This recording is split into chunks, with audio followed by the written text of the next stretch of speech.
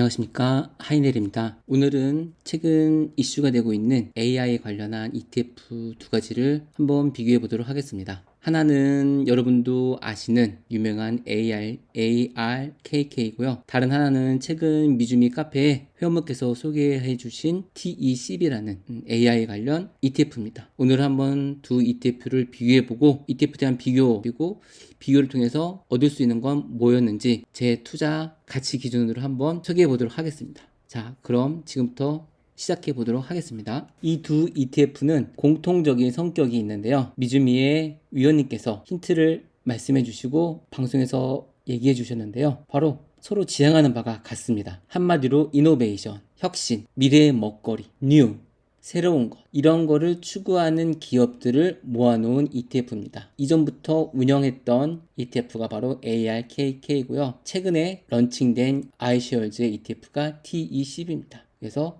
이 두 가지 ETF는 서로 바라보는 지향점이 같다고 볼 수 있습니다. 하지만 바라보는 지향점이 같다고 이 ETF가 보유하고 있는 종목 혹은 이 ETF의 성격이 같냐? 그건 또 아닙니다. 다음 장부터는 두 ETF를 한번 비교해 보도록 하겠습니다. 먼저 볼륨인데요. 그림에서 보시는 것처럼 너무나 큰 차이가 납니다. 오른쪽이 ARKK인데요. 헤비급이, 반대로 TECB 같은 경우는 너무나 작은 경량급입니다. 굳이 이거를 정확한 숫자로 말씀해 드리지 않아도 보시면 자산 규모에서는 ARKK 같은 경우는 빌리언, 10억 단위를 쓰고 있고, TCB 같은 경우는 밀리언 단위를 쓰고 있는 걸 보실 수 있고요. 하루에 거래되는 에버리지 볼륨을 보더라도 너무나 큰 차이가 납니다. 거진 100만 달러의 규모로 거래되고 있는 TCB에 비해서 6억 1,400만 달러 하루에 거래되는 볼륨이 TCB의 전체 자산보다도 더 많은 게 ARKK입니다. 이렇게 두 ETF는 최근만 보더라도 압도적으로 ARKK가 큰 것을 여러분들은 확인해 볼 수 있습니다. 다음으로는 이제 마켓캡 사이즈인데요. 잘 아시는 것처럼 ARKK 같은 경우는 테슬라를 제외하고는 미드캡, 스몰캡, 시가총액이 작은 기업들로 구성되어 있고요. TECB 같은 경우는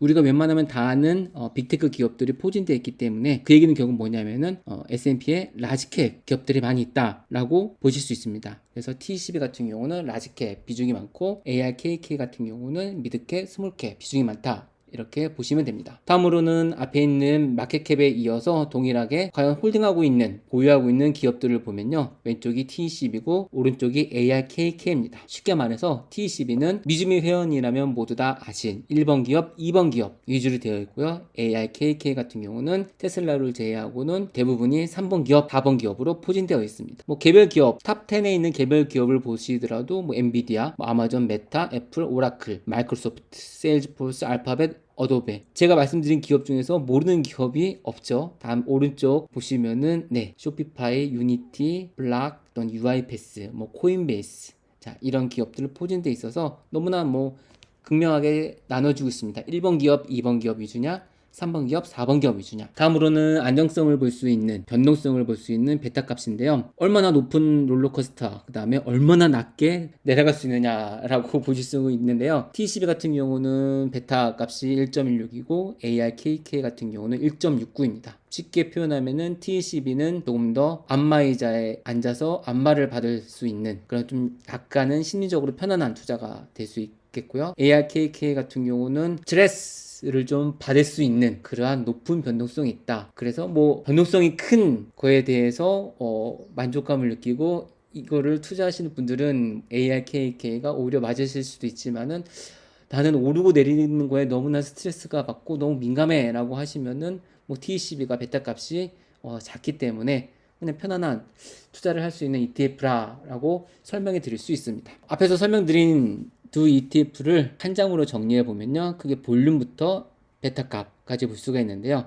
자, 왼쪽은 TCB, 오른쪽은 ARKK입니다. 볼륨 측면에서는 ARKK가 워낙 압도적으로 크고요. 반면 마켓캡이나 홀딩스를 보면은 오히려 TCB가 조금 더 안정적인 기업, 큰 기업, 그리고 현재도 돈을 벌고 있고 돈을 벌 수 있는 기업, 1, 2번 기업들을 포진되어 있고 그 다음에 안정적인, 변동성이 적은 측면으로 볼 때도 T12가 조금 더 편안한 투자가 될 수 있는 ETF라고 볼 수가 있습니다. 이렇게 지금까지 간략하게 두 ETF를 비교해 봤는데요. 여러분들은 이 두 가지 ETF 중에서 이거 한번 해봐야겠다라고 매력이 느껴지는 ETF를 선택해 볼 수 있으셨나요? 저는 이 ETF를 공부해 보면서 오른쪽은 뭐 저하고 철학 자체가 틀리니까 아예 관심도 없었고, 왼쪽 같은 경우는 한번 공부해 보고 좋으면은 투자를 해볼 수도 있겠다라고 시작을 했는데, 간단하게 퀵뷰를 해보니까 굳이 이 ETF에 투자를 해볼 수 있을까라는 생각이 들더라고요. 그 이유는 이제 바로 다음에 설명해 드릴 건데요. 다음 설명에 앞서서 여러분들도 많은 ETF의 선택에 대해서 고민을 하실 텐데요. 간단하게 내가 두 가지 정도의 ETF를 비교해 볼 때에는 etf.com을 이용하면 너무나 쉽고 편하게 비교해 볼 수가 있는데요. 홈페이지 주소가 etf.com이라서요. .com 치고 들어가시면은 이렇게 툴스에 이 두 가지 ETF를 비교해 볼 수 있는 기능이 있어요. 그래서 T12랑 제가 ARKK를 넘어서 한번 퀵뷰를 해봤습니다. 나온 결과인데요. 앞에서 제가 설명드렸듯이 볼륨에 대해서 나오고, 그 다음에 어떤 인덱스를 트래킹하는지, 그 다음에 홀딩한 기업들의 개수는 몇 개인지, 그 다음에 퍼포먼스 차트 를 보실 수가 있고요. 다음으로는 이제 ETF에 대한 수수료나 비용, 그 다음에 홀딩스, 어떤 기업들로 보유하고 있는지, 그 다음에 섹터별로는 어떻게 디테일하게 구분되어져 있고, 그 다음에 마켓캡, 앞에서 설명드렸듯이 어떤 비중을 갖고 있는지, 그 다음에 어떤 나라의 기업들을 갖고 있는지. 그래서 여기 섹터별로 보셔도 두 ETF의 차이가 좀 많이 나는데요. ARKK 같은 경우는 헬스 테크놀로지라는 어찌 보면 꿈과 희망이 많은 기업들이 포진되어 있죠. 우리가 잘 알고 있는 빅파마를 제외하고는 진짜 어떻게 될지 모르는 기업들이 바로 이 헬스케어 기업들인데, 이런 기업들 비중이 T12보다는 좀 많이 있고요. 오히려 T12 같은 경우는 조금 더 안정적인 거죠. 베타 지수 값도 1.16으로 나왔기 때문에 우리가 흔히 아는 안정적인 기업들도 조금씩 다 포진되어 있습니다. 이렇게 보시면은 간단하게 etf.com을 활용하시면은 내가 두 가지 ETF를 내용을 좀 더 디테일하게 비교해 보고 싶다라고 하면은 이용해 보셔도 좋을 것 같습니다. 너무 쉽고 편하게 나올 수 있거든요. 자, 이렇게 두 가지 ETF를 비교해 볼 수 있는 사이트 하나 간단하게 소개시켜 드렸고요. 자, 그럼 본론으로 들어가서 왜 저 같은 경우는 T12도 그렇고 ARKK에 대해서 전혀 매력을 못 느꼈느냐, 여기부터는 제 개인적인 주관이라서요, 맞고 틀리고는 없습니다. 개인적인 판단이 다 중요한 거니까요. 저는 왜 매력을 못 느꼈는지 곰곰이 생각해 보다가 TECB 자산운용사 홈페이지에 들어가서 읽어봤습니다. 그런데 제 눈에 띄었던 것이 뭐냐면은 바로 벤치마크 인덱스였어요. 이 TECB가 추종하는 벤치마크 인덱스가 제가 찾은 바로 해답이었어요. 왜 매력이 없었을까? TECB가 추종하는 벤치마크 인덱스는 팩트셋의 US 테크 브레이크스루 인덱스라는 거였는데요. 잘 모르죠? 네. 이것도 인덱스 구글링해서 보시면은 어떻게 운영하고 어떻게 추종하는지가 설명이 되어 있는데요. 저는 그거 이전에 눈에 띄는 게 뭐였냐면은 T12 말고도 벤치마크 인덱스를 추종하는 다른 ETF가 있습니다 라는 정보를 보여주더라고요. 그래서 오른쪽에 보시는 것처럼 그 해당 ETF가 뭔지 보니까 VGT, 뱅가드에서 운영하는 IT 추종 ETF고요. 그 다음에 XLK, 이건 너무나 유명하지 않습니까요? 스파이에서 하는 테크 기업 추종 ETF. 그 다음에 IYW는 똑같이 아이시언즈에서 운영하는 IT 추종 ETF입니다. 저는 이 결과를 보고 왜 내가 매력을 못 느낄 수밖에 없구나 라고 개인적으로 그냥 깨달았습니다. 굳이 T12를 선택하지 않아도 너무나 좋은 ETF, 기존의 ETF가 있는데 굳이 뭐하러 T12에 투자를 할까라는 생각이 들었던 것 같습니다. 그리고 또 개인적으로는 과연 A라는 것이 일부 기업에만 해당되는 것일까? 오히려 지금 우리의 삶에 광범위하게 사용되고 있는데 우리가 그거를 AI라고 생각을 못하고 지나갔을 수도 있고. 왜 이런 생각을 했냐면요, 최근에 제가 동네에서 지나가다가 잔치국수집이었는데요, 가운데 떡하니 서빙 로봇이 있었습니다. AI 서빙 로봇이죠.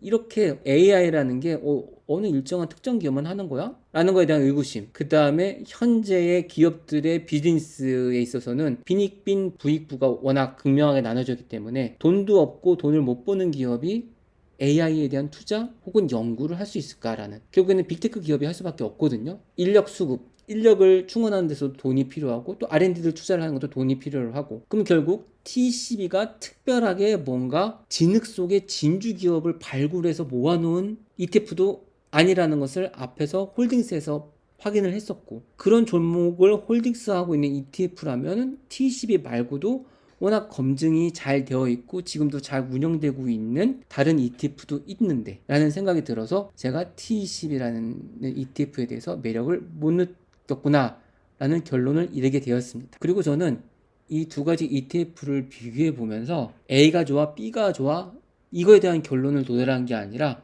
오히려 전혀 다른 another thing이 나왔습니다. 그게 뭐냐면요, 바로 새로운 기업에 대한 거를 찾게 되었는데요. 요거는 조금 더 나중에 말씀드리고, 간단하게 퍼포먼스 차트인데요. 이게 5년이고 최근에 AI가 이슈가 된 1년짜리 퍼포먼스인데요. 저는 이거를 봤었을 때 그냥 구간이 역시 명간이구나. 물론 같은 인덱스를 추정하기 때문에 패턴에 대한 경향은 비슷하지만은 확실히 기존에 운영된 기간이 길었던 만큼 퍼포먼스 측면에서는 조금 더 좋구나.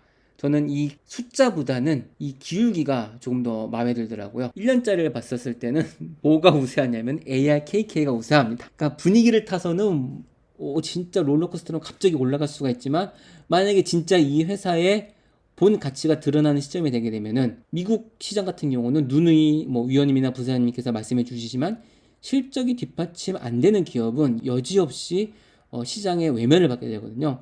그러면 이 ARKK 같은 경우는 3번, 4번 기업이 포진되어 있는 건데, 과연 ETF의 NAV가 제대로 된 평가를 받을 수 있을까라는 생각이 듭니다. 잠깐 앞에서 말씀드렸듯이 저는 A와 B에서 A, B를 택한 게 아니라 전혀 다른 C, D, E, F 이런 게 나왔습니다. 앞에서 보셨듯이 T12가 홀딩하고 있는 기업 중에요, 엔비디아 다음으로 리제네론이라는 헬스케어 기업이 있는데요. 포션이 엔비디아 못지 않습니다. 엔비디아가 4.16이고 얘는 4.11인데 저는 여기에 더 포인트가 같습니다.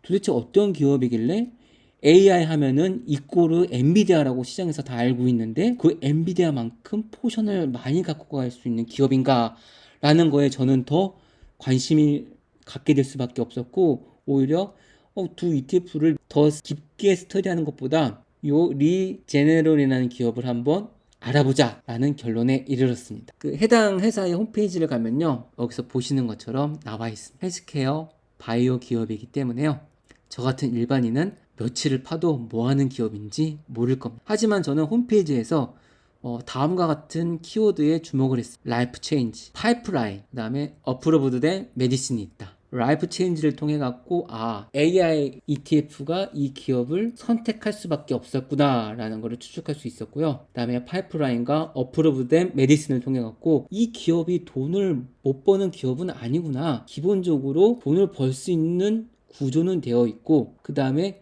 앞으로 돈을 벌기 위해서 파이프라인을 계속 연구하고 있구나 라는 것을 유추할 수 있었습니다. 그래서 이 유추한 것을 기본으로 해서 제가 개인적으로 갖고 있는 파이낸셜, 그 다음에 ROE 분석 툴을 이용해 갖고 진짜 돈을 벌고 있고, 돈을 버는 수준이 얼마만큼이고, 그리고 그거를 주주 가치를 위해서 얼마만큼 재고를 하고 있는지 한번 살펴봤습니다. 보시는 표는 제가 구글 파이낸스 함수를 이용해서 만든 파이낸셜하고, 즉 재무제표하고 ROE 분석을 할 수 있는 툴입니다. 간단하게 미국 홈페이지에서 제공되는 티커를 갖고 있는 기업이라고 하면은 퀵뷰로 몇 초 안에 분석이 가능합니다. 그래서 REGN이라고 보시면은 제가 검색을 해갖고 정보를 갖고 와 봤는데요. 여기 보시는 게 밸런스 시트, 그다음에 요 밑에 게 현금 흐름에 대한 패턴입니다. 네, 제일 중요하죠. 다음으로는 진짜 돈을 벌고 있고, 매출이 증가하고 있고, 돈을 버는데 돈도 계속 증가해서 벌고 있어. 그 다음에 주주 가치를 위해서 자사주는 매입하고 있어. 저희가 미국 주식을 하는 기본적인 가치 투자자라고 하면은 필수적으로 보는 항목들을 제가 그래프화하고 있고요. 요 조그맣게 보시는 건 바로 이러한 내용들을 통틀어 갖고 개인적인 점수를 줬었을 때 좋은지, 그린존에 있는지, 이거는 좀 오락가락하지만 오락가락할 때는 노란색 옐로우존이고, 이 기업은 아냐, 패스해야 돼, 그거는 레드존이거든요. 그래서 REGN 같은 기업 같은 경우는 현재 그린존에 있습니다. 그리고 ROE 같은 경우도 보면은 19% 수준으로 너무나 좋은 ROE를 보이고 있습니다. 그리고 제가 너무나 놀라웠던 거는 이 바이오 헬스 기업답지 않게 순원금 흐름에 대한 패턴이 재무제표를 조금이라도 아시는 분들이라고 하면은 플러스 마이너스가 그냥 모범생 패턴이거든요. 영업활동, 즉 매출 통해서 돈을 버느냐 플러스, 그 다음에 인베스트, 투자를 하느냐 네, 투자를 하니까 돈이 나가서 마이너스. 그다음에 주주가치 제고를 위해서 파이낸셜 활동을 하고 있어서 돈이 지출되느냐. 네, 마이너스. 플러스 마이너스가 뭐 1년도 아니고 네, 벌써 4개년 연속으로 너무나 모범생적인 활동을 하고 있는 것에 너무나 제가 놀랐습니다. 그래서 이 기업이 뭐 허투루 마투루 하는 기업은 아니구나라는 평가를 내릴 수가 있었고요. 그 다음에 특히 ROE 부분, 이익에 대한 마진도 높고 매출에 대한 증가, 자산 회전율도 좋고, 그 다음에 레버리지도 충분히 잘 활용하고 있는 기업이라는 평가를 내리게 됐습니다. 그리고 이거는 저희가 가끔씩 활용하는 차트인데요. 이제 한꺼번에 숫자를 베이스로 한 미국 주식의 퍼포먼스를 비교해 볼 때 쓰는 홈페이지에 있는 자료인데요. 여기 보시면 주가, 그 다음에 이 밑에는 EPS, 캐시플로우. 아쉽게도 이 기업은 아직 배당을 두고 있지 않아서 배당은 제로고요. 그 다음에 해당 기업의 주식 숫자가 늘어나고 있는지 줄어들고 있는지. 주식 숫자가 늘어나고 있다는 거는 계속 돈이 필요를 하고 있는 거니까 주식을 계속 발행하는 거고, 주식 숫자가 이렇게 감소하고 있으면은 계속 자사주 매입을 하고 있는 주주 친화적인 기업이라는 거를 확인해 볼 수가 있습니다. 저는 이 REGN, 리제네론이라는 기업을 보면서 한 가지 발견한 게 있는데요. 너무나 놀랐습니다. 이 2012년도를 기준으로 왼쪽 기업과 오른쪽 기업은 전혀 다른 기업이었습니다. 여기 보시면 거래량도 터진 거를 보실 수가 있는데요. 이 2012년도 말 기준으로 해서 EPS가 흑자로 전환되었고, 그 흑자로 전환된 EPS가 계속 플러스가 되는 거를 보실 수가 있고, 그 플러스가 증가하고 있습니다. 그러니까 두 자리 숫자였던 기업의 가치가 주식의 밸류가 현재는 세 자릿수, 이미 뭐 779불입니다. 네, 애플이 100달러 수준인데 이 기업은 700달러 수준인 거 보면은 뭐 애플이랑 다이렉트 비교는 아니더라 하더라도 그만큼 흑자 전환이 되면서 미국 주식 특징답게 가치에 대한 인정을 시장에서 받고 있음을 확인할 수가 있었고요. 그 인정의 가치의 기준이 벌써 6배가 되어 있습니다. 이걸 보고 저는 깜짝 놀랐습니다. 그러니까 이 정도 기업의 수준이 되니까 T12에서도 블랙락에서도 엔비디아 다음으로 이 기업을 선택했구나 라는 생각이 들었고, 오히려 이 기업에 대해서 확신이라기보다는 진짜 조금 더, 지금은 너무나 간단하게 기업을 스터디했기 때문에 조금 더 빈약하긴 하지만 이 기업에 대해서 어떤 분야를 하길래 AI 분야가 들어가 있을까라는 거에서 조금 더 기업 스터디가 필요하겠구나 라는 생각이 들었고, 기본적인 파이낸셜, 재무라든지 다 주주 친화적인지 그 다음에 돈을 벌고 못 벌고는 이미 앞서서 기본적으로 증명이 됐기 때문에 그 부분에 대해서는 더 이상 스터디할 필요는 없을 것 같고요. 도대체 어떤 항목이, 어떤 분야가 AI에 대한 메리트가 있는지는 조금 더 분석해 볼 필요가 있다고 생각했었습니다. 이상으로 T20이랑 ARKK에 대한 ETF의 간단 분석을 마쳤는데요. 처음에는 두 ETF를 비교하기 위해서 시작을 했는데 결론은 T12도 아니고 ARKK도 아니고 이 리제네론이라는 기업을 더 알고 싶다라는 전혀 엉뚱한 결론에 다다르게 됐지만은 그래도 제가 한 가지 얻을 수 있었던 것은, 이번 ETF 스터디를 통해서 얻을 수 있었던 것은 여러분들도 마찬가지인 거고, 특히 채권형 펀드에서는 더욱더 중요한 게 바로 이 인덱스에 대한 스터디입니다. 왜냐하면은 특히 패시브 같은 경우는 이 추종하는 인덱스가 하는 활동을 그대로 따야 되거든요. 어떤 상품을, 어떤 추종 자산을 매수 혹은 비중을 늘리는지 줄이든지, 그다음에 채권형 같은 경우는 계속 도래되는, 그러니까 듀레이션이 정해져 있기 때문에 이 듀레이션에 도래되는 거에 따라서 계속 새로운 채권을 자산으로 들어오고, 그 다음에 듀레이션이 끝난 거는 또 내놔야 되거든요. 이런 걸 어떻게 운영하는지를 알아야지만, 단순히 이렇게 좋은 기업들로만 갖고 있으니까 이게 될 거야가 아니라 결국에는 이 ETF가 추종하고 있는 인덱스에 대한 이해와 확신이 필요할 것 같다라는 생각이 조금 들었습니다. 물론 저 개인적인 거고, 제가 이제 공부를 조금 하고 있는데 확실하게 그냥 겉으로 ETF를 알 때랑 조금 더 이 벤치마크 지수에 대해서 스터디 할 때랑은 조금 더 다른 것 같습니다. 굳이 이렇게 좋은 게 있는데 이런 거를 추정할 필요가 있겠어 라는 생각이 들었던 것도 이 벤치마크 지수를 한 번 더 살펴보면서 나왔던 거고요. 특히 저희 미주미 매주배당 ETF 출시 관련해서도 배운 거긴 한데, ETF 출시에서 가장 많은 공을 들이고 시간을 많이 들이는 게 이 벤치마크 지수라는 거. 이것 때문이더라도 단순히 내가 그냥 ETF에 대하여서 투자를 하는 거야 라도 좋긴 하지만은 한 번 더 이 ETF가 추종하는 벤치마크 지수에 대한 스터디도 해보면은 향후 내가 하는 투자라는 여행에 있어서 많은 계좌비가 될 수가 있겠다라고 감히 한번 얘기해 봤습니다. 네. 네, 이상으로 두 가지 ETF에 대한 비교를 마치도록 하겠습니다. 감사드립니다.